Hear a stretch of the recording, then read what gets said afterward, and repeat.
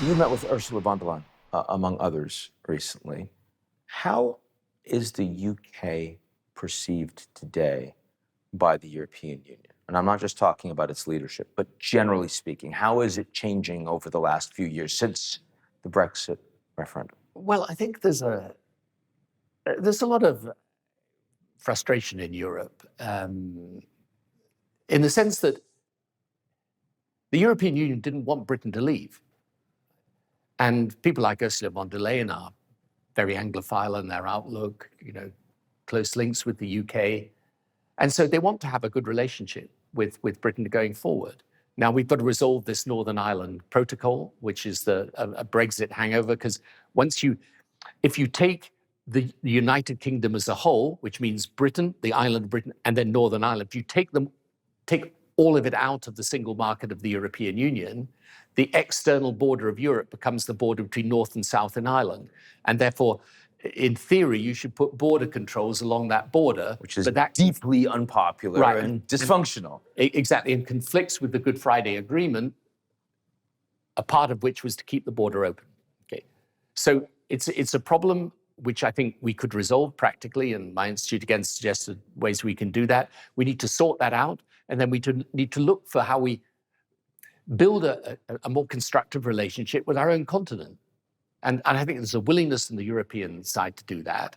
And the only question is whether the very kind of anti-European politics of a part of the right in Britain get in the way of that. And it would be tragic if it did, because as I say to people, you can change the political and legal relationship that Britain has with Europe. What you can't do is change our geography. You get from London to Paris quicker by train than you get from London to Scotland.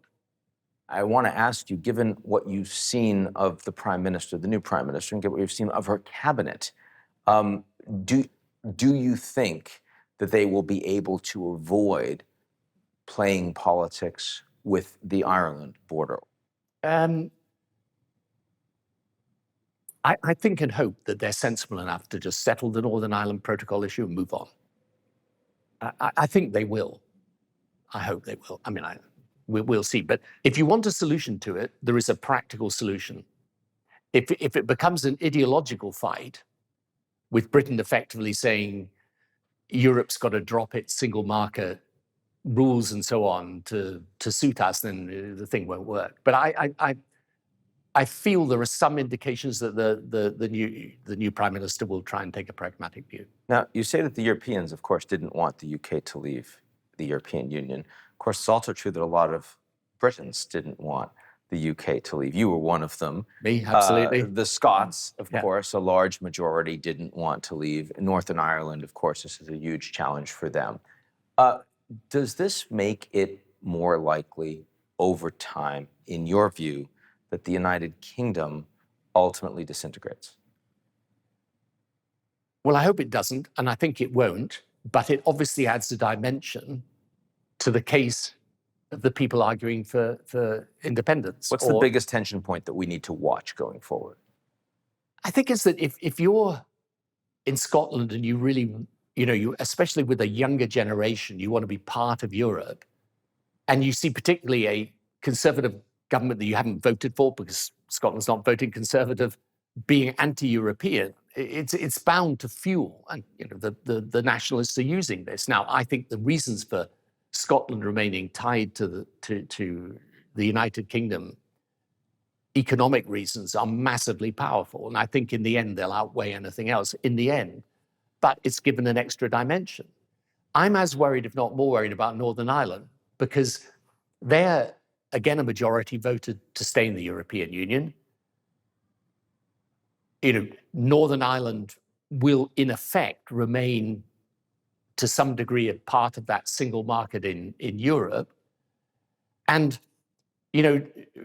for the first time very recently, the numbers of Catholics have outweighed the numbers of Protestants in Northern Ireland. Now, not everyone votes on that basis, but there are tensions. So I think and hope the UK stays together, but there's no doubt Brexit has given an impetus to the people arguing for either United Ireland or Scottish independence.